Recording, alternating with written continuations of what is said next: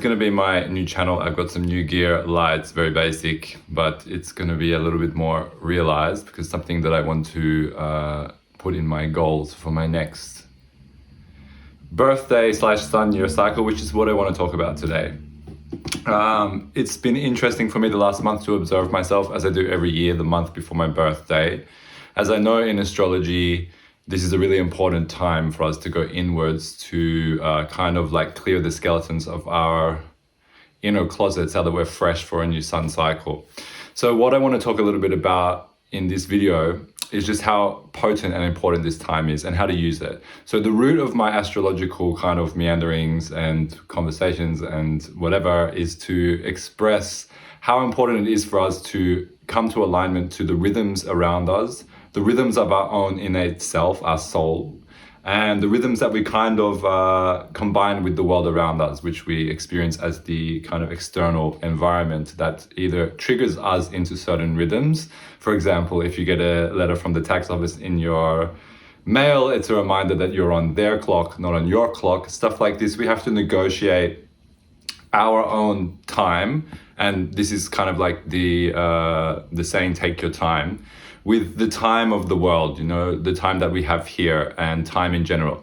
So I think astrology is a really powerful tool beyond the kind of pop Western astrology to unpack not just your time, but the time that we share, the time that expands beyond what we share into kind of a collective sense of time. And as science itself says, time is relative. So the concept of time is relatively understood. Now, I think astrology is the field that kind of taps into that through observing and trying to interpret the clockwork that we are a part of in terms of day night, this kind of darkness light, this dualism that kind of is given birth by this day night cycle, the moon cycle, which is obviously mapped to the woman's body, and further out into other planets, and to form our kind of solar clock, which I kind of look at as a clock that we are kind of in a material sense, and able to then through that clock expand our awareness outwards into kind of concepts beyond the self, concepts beyond the ego, which the sun at the center of the solar system kind of represents, but also our heart. So it's this battle between heart and ego, right? Like, how much do we give weight to both? In a way, our ego helps us to navigate the external world, but at the same time, it inhibits us from spiritual growth, which is also why we're here. So to balance those two things, like, everything is, to me, the most important thing, and the thing I try and discover with astrology. Now, if you're interested in the kind of astrology that I do, it's not Western astrology. I started in Western astrology, but I'm more aligned to sidereal astrology, which is direct sky astrology. So I want to look in the sky and point and know that that's exactly where I'm pointing. Western astrology didn't adapt itself over time to the precession of the equinoxes. So it is in fact off by about 20 degrees. So we have to go back a little bit to get back to alignment. And this alignment is more correct in sidereal, which is the Babylonian or the Vedic systems that was kind of reappropriated into the Western system that is basically just fixed seasons. And the seasons have changed. They change over time. Everything is in constant change, as we know in the universe. Just look around. So why are the seasons fixed? Most people don't really ask themselves this question, but it's a really important question. As most of you will probably understand, the seasons start about 20 days later than what they are originally meant to do. Which shifts the astrology wheel back also. So most people will go back a sign depending on where they are in the zodiac. So factor that in. If you're past the 2/3 of the way through the sign, you will probably go back. If you're in the last 10 degrees, if you know this stuff, you will go to the beginning of that sign. And this is where, like, degrees are also really important. Anyway, I won't go too deep into that. I want to keep this video about your birthday and why the 30 days before your birthday are some of the most important days of the year. That it's about tapping into your rhythm, into your time, and taking your time and taking yourself out of the time soup that we're all in, and really refocusing yourself so that you can come back into that new sun year cycle with a fresh energy, with a fresh perspective, with an awareness of what you want to let go and what you want to kind of do in that year, and why our kind of modern contemporary lifestyles deny us our capacity to tap into our own rhythms and to the rhythms that are around us all the time, that are kind of mirrored by the planetary cycles. Each planet has its own cycle. We can tune into that cycle. We can ignore that cycle, regardless of if we tune into it or ignore it. It still has a part in our life, like all cycles do. It's like ignoring day and night. You can do this if you want to, take loads of drugs and ignore that it's day or night, but you are still at mercy to that time, physical time keeper. So why is the 30 days before our birthday such an important and potent time to take time out and to really look at yourself from a perspective that you don't necessarily look at from the rest of the year? If you could think of the month before your birthday as the 30 days before New Year's Eve, your personal New Year's Eve, it's a really good way to look at it. Everything goes in a cycle through the houses of astrology, and as the sun comes to its place of birth, its birthing point in your chart, which is where the sun was when you were born, the exact alignment, it goes through what's called the 12th house. So your sun goes through the energy of Pisces, the energy of sleep, rest, it's also spiritual work. Connecting to the divine, any kind of spiritual practice is really, really important during this time to go deeper into and to realize a bit more, so that when you come into physicality, which is what you did when you were born, you are ready and armed with awareness that you can then start to really utilize that sun energy in a positive way, to create things, what we're all here to do your job, to fulfill your mission, whatever you bring purpose to in this world, or whether you feel aligned to, and to open your heart more as well. If we don't sit and work on what we need to let go of and create room, we can't love as fully as we can if we've kind of got rid of those resentments. Resentment is very much taking up a lot of room in our love space, and anger and distance and the opposite of unity, to separate ourselves from others. Now, this time is a time where it's good to separate yourself from others, not in a negative way, but in a positive way, to recharge yourself, to get ready for the new year that is your year. So whenever your birthday is, my suggestion to you, and I'll keep this video relatively short because it's just something I want to share. I'm 2 days out from my birthday, so I'm feeling like I really want to share this right now because I'm in this potent energy, and it's really like, there's the saying, it's darkest before the dawn, which is very true in this case, especially for me today. A lot of anger and resentment and discomfort come up in my body, and we all go towards food and drugs and whatever to numb those feelings, but it's really important sometimes to sit in those feelings and to really understand why they're there and to accept that they're there for a reason. And it might just be as simple as you need to take some time out and sleep a bit more. Like today I slept 4 hours in the middle of the day and I feel great now. That's what I needed, and I was getting frustrated and angry and pushing myself against my natural rhythm. And that very much fits into 12th house energy of like needing more sleep, eating less, doing less, seeing less people, just to tone it down as much as you can to create space. And this is what the 12th house and Piscean energy, which is what the sun goes through before it comes into your birth point, which is more related to Aries energy, the spark. It's a lot about space. It's a lot about drifting as far away from the material as you can to perceive from the greatest perspective. And that is spirituality to me. I don't really like to go deep into any kind of dogmatic stuff. Okay, many people probably say that my astrology is dogmatic, but I believe it more to be truth. That the perception that we have of reality is better understood when we can zoom out. And if we zoom in, if we're in the shit, if we're in the mark, we can't see very well where we're at, what we need to do, what choices to make, clarity. Or we become in a fog of zoomed inness. So to me, spirituality, all it is to zoom out. And there's many ways to zoom out. There's scientific ways to zoom out. There are, spiritual ways to zoom out. There are religious ways to zoom out. There are many, many ways to zoom out, and they all have value. I don't think any of them need to be dogmatic. Astrology is a really practical way because it literally looks at our time in space, in this time-space continuum, as being of value in some way energetically and not just physically. So it's an important tool to me to kind of negotiate our different perceptions of time and to try and create a framework in our mind where we can understand multiple time structures going at the same time, which is, to me, what I experience as reality. So we have our sun cycle, 12 months of a year that the sun takes to go around our birth chart. That's our kind of root cycle. That's where we kind of measure our age as well. We also have Saturn cycles, which take 27 to 28 years. We have Mars cycles, which take 2 years, which very much fits into the terrible twos of a toddler who just realizes that they have a border, they have a boundary, which is very indicative of Mars, to set boundaries and to say no. This is very much tied into the terrible two. So you see it a little bit subtly presented in our own lives in different ways.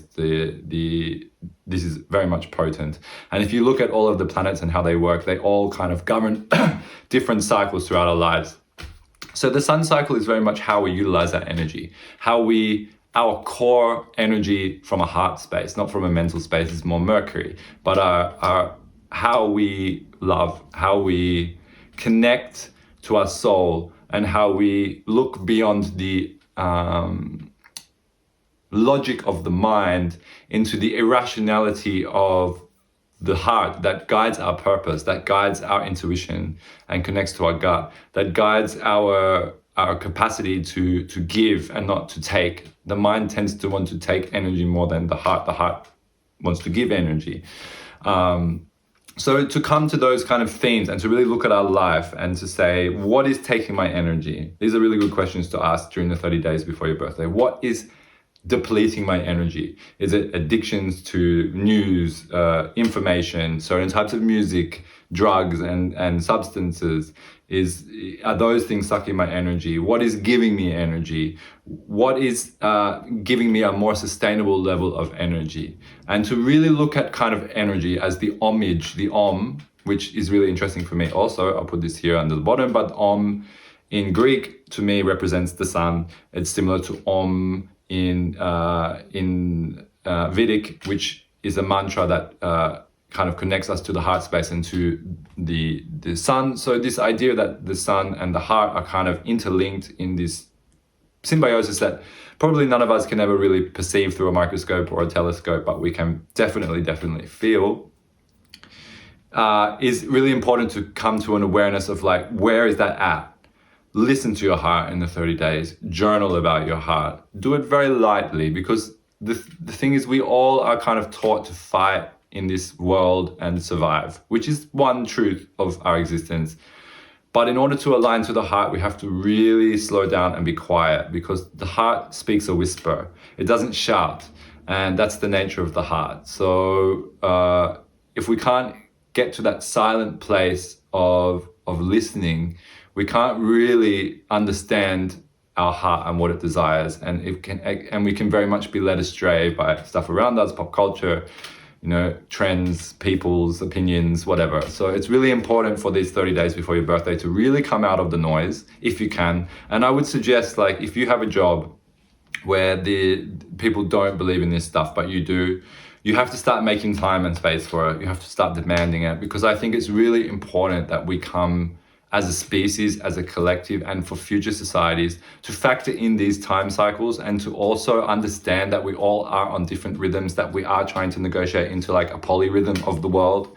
And it's not always going to be in harmony, like two people playing a drum kit in completely different universes. This is the world we live in. But we can come to unity. We can come to create kind of like an amazing rhythm together if we understand that our individual rhythms need to be protected, need to be nurtured, need to be expanded, and need to be understood. We can then come into a place where we can choose our timing, and instead of like just running into the world and playing the drums and annoying everyone, we can pick the moment, pick the timing, come into the world with awareness, with intention, with purpose, with meaning, all these things that like a lot of spirituality and new age stuff tries to understand, but it's all in here. And unless we get quiet and listen, we won't know. We will always be chasing our tail and, consuming, trying to get the answer. But the answer will never come, because the more things we consume, the more noise we create in our life. And the more noise that we create in our life, the more we neglect to listen to our heart. So in the 30 days before your birthday, take time out. slow down, sleep more, eat less, eat really light foods, less sugar. Sugar creates inflammation. Sugar and Pisces don't like each other. This also includes gluten. Try and eat like really high quality gluten. If you can eat bread that's been made within 8 hours, it's a lot better. Gluten tends to cause problems in people. I've observed after its kind of life energy depletes, which is around 8 to 10 hours. And also this very highly, preservative based gluten is really not good for the body. So things like this create inflammation. I went a bit on a tangent there. But yes, less sugar. Really, if you can take time out of alcohol, do it. Whatever you can, but don't bully yourself. It's really important during this time to give yourself room to feel, to adjust, to be okay with like losing a bit of interest in your projects, losing a bit of interest in people, losing a bit of interest. It doesn't mean that you are failing. It doesn't mean that you need to bully yourself and tell yourself you haven't done enough. It's a time where you're being called to just zoom out a little bit, just to put the pen down, take a step back, and just look. How do I want to arrange my energy and understand my energy so that it functions in the best possible way for the next 12 months?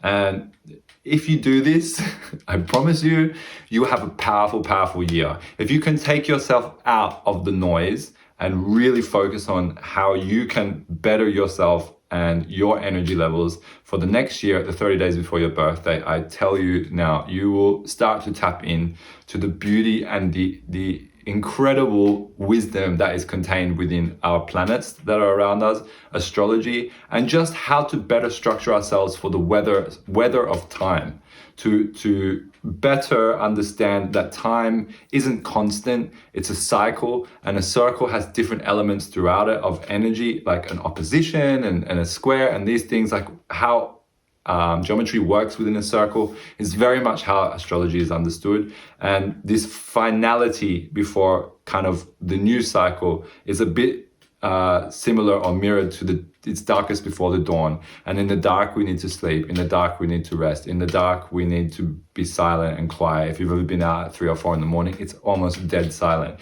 If you can try and recreate that environment within yourself, and leave some space for you to communicate with your heart and what your heart desires, it will be a powerful year for you. I hope it will be a powerful year for me. I'm starting my intention with making these videos. I'm really scared to make these videos because I'm constantly learning and I'm constantly finding new language to express what I think and perceive and understand.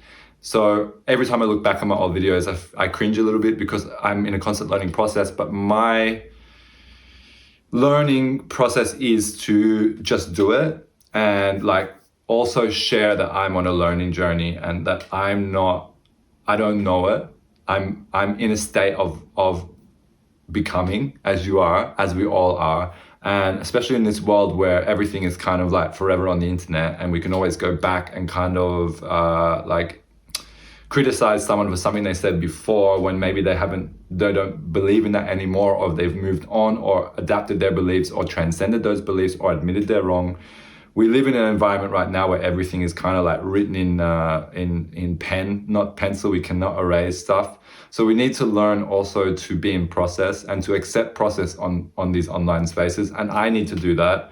I judge as well as I'm sure you do, as many other people do, of things that I read. I'm triggered by things that I read, but I need to start building in my consciousness and understanding that we're all in a process, that this is not indicative of where people are. It's indicative of where people were when they wrote those things or created those things, or where they were in their own process, in their own journey, whether they were low, high, drunk, sober, whatever. We can't be putting too much weight and criticism into what people choose to share. That said, we need to become more aware of what we share, of the words that come out of our mouth, and hope that they're good and hope that they create organization within the world and not chaos and disruption.